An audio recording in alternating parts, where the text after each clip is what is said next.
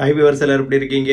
நான் உங்கள் டாக்டர் லக்ஷ்மண். இன்னைக்கு உள்ள வீடியோவில் நம்ம எதை பற்றி பார்க்க போகிறோம்னா தோசை பற்றி பார்க்க போகிறோம். என்னங்க டாக்டர் தோசையை பற்றி பேசுகிறீங்க அப்படின்னு நீங்கள் கேட்குறது புரியுதுங்க. ஆமாங்க, தோசைங்கிறது உங்கள் எல்லாத்துக்கும் தெரியும். அது வந்து கார்போஹைட்ரேட் நிறைந்த உணவு. அது அதிகமாக சாப்பிட்டா பாடி வெயிட் போடும். இதுதான் உங்களுக்கு தெரியும். ஓகேவா? அந்த தோசையிலே பல வகைகள் இருக்குது. அது சாப்பிட்டா உடம்புக்கு நல்லது, பாடி வெயிட்டை குறைக்கலாம். அது இதயம் உட்பட பல ஆர்கனுகளுக்கு அது நல்லதுன்னு உங்களுக்கு தெரியுமா? அதை பற்றி தாங்க இந்த வீடியோவில் பார்க்க போகிறோம்.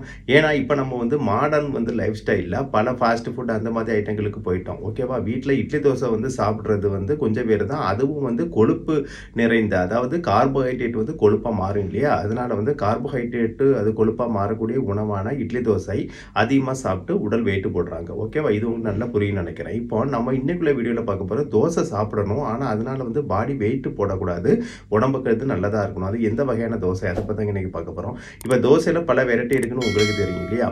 அதில் அடை தோசை அப்படின்னு ஒன்று கேள்விப்பட்டிருப்பீங்க. அது பாரம்பரிய ஃபுட்டு. அடை தோசைங்கிறது நம்ம வீட்டில் வந்து பெரும்பாலும் வந்து என்னைக்கும் செஞ்சுட்டு இருக்க மாட்டோம். நம்ம வந்து இட்லி தோசை மாதிரி சாதா தோசை இருக்கு இல்லையா, மாவு அரைச்சி செஞ்சக்கூடிய தோசை, அந்த மாதிரி நம்ம அடை தோசையை டெய்லி செய்கிறது இல்லை. அது வாரத்துக்கு ஒரு நாள். ஏன்னா அது செய்கிறது கஷ்டம். ஓகேவா? அதுக்கு வேண்டி செய்கிறது இல்லை. ஆனால் அது தாங்க ரொம்ப நல்லது. ஏன்னா அதில் பருப்பு வந்து செய்கிறதால அது ஹை ப்ரோட்டீன். ஓகேவா? அந்த அடை தோசை என்பது ஹை ப்ரோட்டீன். அப்புறம் அதில் வந்து கறிவேப்பிலை வந்து சேர்ப்பாங்க. கறிவேப்பிலை உங்களுக்கே தெரியும், அது ஜீரண சக்திக்கு உதவும் மற்றும் முடி வளர்ச்சிக்கு உதவும். அது ஸ்கின்னுக்கும் வந்து நல்லது. ஓகேவா? இவ்வளவு வந்து ப்ளஸ் அதில் வந்து இருக்குது. அப்போ அடை தோசையில் வந்து பருப்பும் கருவேப்பிலையும் முக்கிய பங்கு வகிக்கிறது. ஓகேவா? அதனால அடை தோசை சாப்பிடும்போது நமக்கு இந்த மசில் மாஸ் வந்து கூடும். ஏன்னா ஏற்கனவே உங்களுக்கு தெரியும் புரோட்டீன் எதுக்கு தேவை, மசில் மாஸுக்கு தேவை. அது இல்லாமல் புரோட்டீன் வந்து சாப்பிடும்போது என்ன ஆகுனா வந்து கொழுப்பு வந்து குறையும். கொழுப்பு குறைவதும் போது என்ன ஆகுனா சுகரு அந்த மாதிரி பிரச்சனைகளும் வராமல் வந்து தடுக்கப்படும். ஓகேவா? அதனால அடை தோசை வந்து டெய்லி சாப்பிடுவீங்கன்னு நினைக்கிறேன்.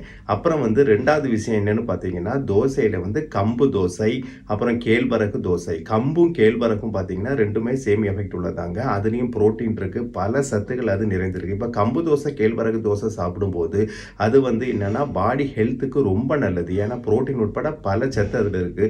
இப்போ இந்த ரெண்டு தோசையுமே நம்ம வந்து பழைய காலத்தில் வந்து நீங்கள் பார்த்துருப்பீங்க களி வச்சு சாப்பிடுவாங்க. கம்புல சரி, அப்புறம் கேழ்வரகு களி மற்றும் கூழ் வச்சு சாப்பிடுவாங்க. இன்றைக்கி நீங்கள் அப்படி சாப்பிட்றது இல்லை, இருந்தாலும் தோசையை வந்து சாப்பிட்லாம். இன்றைக்கி அந்த மாவு வந்து வீட்டில் செஞ்சு சாப்பிட்டா நல்லது. ஆனால் செய்ய முடியாதவங்க கடையில் கூட அந்த மாவு விற்கும். கம்பு மாவு, கேப்ப மாவுன்னு விற்கும், கேழ்வரகு, அதெல்லாம் வாங்கி நீங்கள் வீட்டில் தோசை விட்டு சாப்பிட்டுக்கலாம். ஆனால் என்னங்க, அதில் வந்து பார்த்தீங்கன்னா அது வந்து சாதா தோசை மாதிரி டேஸ்ட்டாலாம் இருக்காது. ஆனால் உடம்புக்கு ரொம்ப நல்லதுங்க.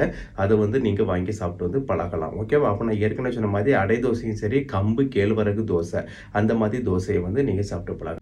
அப்புறம் வந்து என்னென்னு பார்த்தீங்கன்னா மசாலா தோசை. இப்போ மசாலா தோசை எடுத்துக்கிட்டிங்கன்னா நல்ல மசாலாக்களை போட்டு தோசை செஞ்சு சாப்பிடலாம். கடையில் விற்கிற மசாலா தோசை சாப்பிடாதீங்க. ஏன்னா அது வந்து நல்ல மசாலா இருக்குமான்னு தெரியாது. அது இல்லாமல் அது எந்த வகையான மசாலா சேர்க்குறாங்கன்னு தெரியாது. கெமிக்கல் கூட சேர்க்கலாம். அதனால் வீட்டிலேயே மசாலா இருக்கலாங்க. மசாலா பொருட்கள் நமக்கு தெரியும்.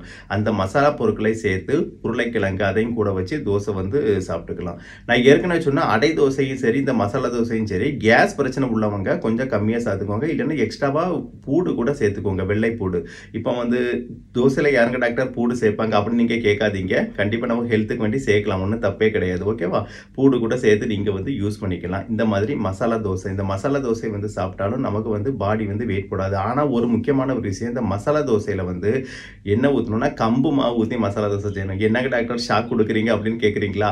ஆமாங்க, வேறு வழி இல்லை. ஏன்னா சாதா இப்போ மசாலா தோசைனா உங்களுக்கு தெரியும், சாதா தோசை மாவில் வந்து மசாலா தோசை பண்ணுவாங்க. அது வந்து கார்போஹைட்ரேட் தானே, அது பெருசாக வேறு இருக்கும். கண்டிப்பாக கார்போஹைட்ரேட் போய் நமக்கு பாடி வெயிட் ஃபேட்டை மாதிரி வெயிட்டை உண்டு பண்ணும். அப்போ அதுக்கு பதிலாக கம்பு கேழ்வரகு அந்த மாதிரி தோசையில் வந்து மசாலாவை ஆட் பண்ணி மசாலா தோசை மாதிரி செஞ்சு சாப்பிடுங்க. டேஸ்ட்டாக தான் இருக்கும். ஃபஸ்ட்டு டேஸ்ட் ஒரு மாதிரி தாங்க இருக்கும், டிஃப்ரெண்ட்டாக. அப்புறம் வந்து பழகிரும். இப்போ நம்ம இட்லி தோசை எல்லாமே சின்ன வயசுலேருந்து சாப்பிட்டு பழகிருக்கும். அதனால அந்த டேஸ்ட் நம்ம பிரெயினில் வந்து ஸ்டோர் ஆயிருச்சு. அதை கொஞ்சம் கொஞ்சமாக ரிமூவ் பண்ணிவிட்டு இந்த டேஸ்ட்டை பிரெயினில் ஏற்றுங்க. அப்போ இதுவும் டேஸ்ட்டு தான். ஒரு டேஸ்ட்டுங்கிறது உண்மையான டேஸ்ட்னு எதுவுமே இல்லைங்க.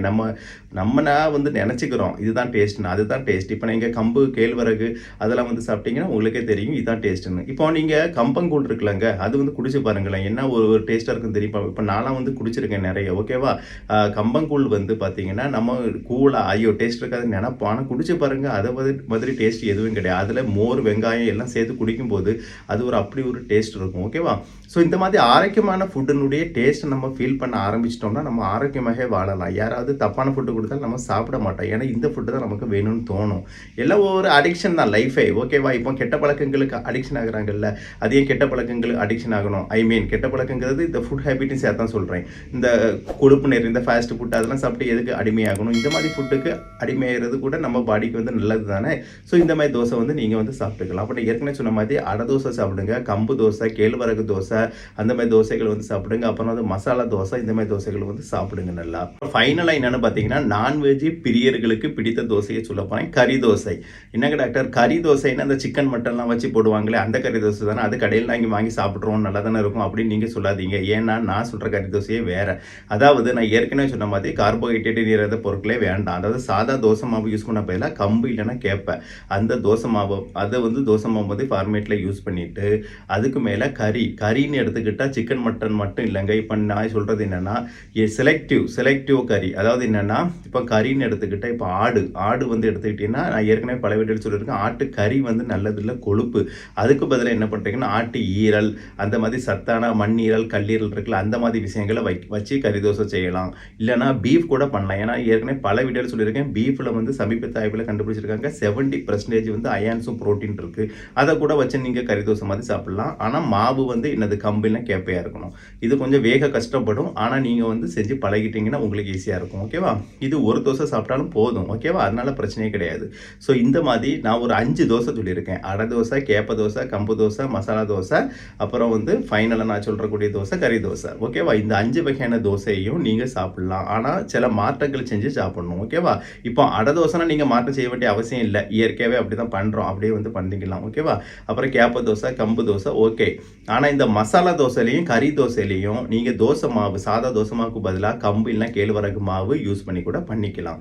ஓகேவா? இந்த மாதிரி தோசை, இந்த 5 வகையான தோசையை சாப்பிட்டீங்கன்னா நீங்கள் வந்து ஆரோக்கியமாக இருக்கலாம், பாடி வெயிட்டே போடாது, பாடி வெயிட்டு குறையும். ஏன்னா இதுலலாம் ப்ரோட்டீன் இருக்குது அதிகமாக, அது கொழுப்பை குறைக்கும், பாடி வெயிட்டை குறைக்கும். அப்போ இப்போ வந்து இது வரைக்கும் உங்களுக்கு தெரிஞ்சதெல்லாம் இது வரைக்கும் யாரும் சொல்லியிருக்க மாட்டாங்க இது. ஏன்னா தோசை சாப்பிட்டு வெயிட்டு போடுறதை பற்றி தான் பல பேர் பேசியிருப்பாங்க. ஆனால் தோசை சாப்பிட்டு வெயிட்டு குறைக்கிறத பற்றி யாராவது பேசியிருக்காங்களா? இது ஃபஸ்ட்டு டைம். இது உங்களுக்கு மிகவும் பயனுள்ளதாக இருக்கும். இது நண்பர்கள் அனைவர்களுக்கும், உறவினர்கள் அனைவருக்கும் ஷேர் பண்ணி விட்டுருங்களா, அவர்களும் பார்த்து பயனடைவார்கள். ஏன்னா எல்லோருமே ஆரோக்கியமாக வாழ வேண்டும். அப்படி வாழ என்னுடைய வாழ்த்துக்கள்.